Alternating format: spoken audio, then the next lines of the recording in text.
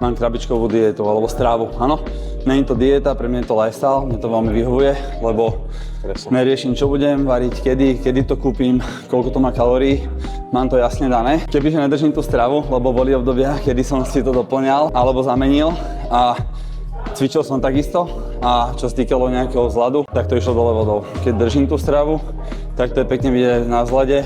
Najväčšia výhoda tých krabičiek, napríklad u teba bola, že si pracovne vyťažený, ale proste máš tú krabičku, máš to pri sebe a proste vieš, že to príjmeš za deň. Tie makronutrienty, bielkoviny, cukry, tuky, ale keby si tú stravu nemal, tak teraz fast foody, hen tam rýchle bageta na pumpe a proste to je úplne zle. Áno, alebo aj nejaké biznis obedy, tak to vznikne byť predjedlo, hladné jedlo, dezert, áno.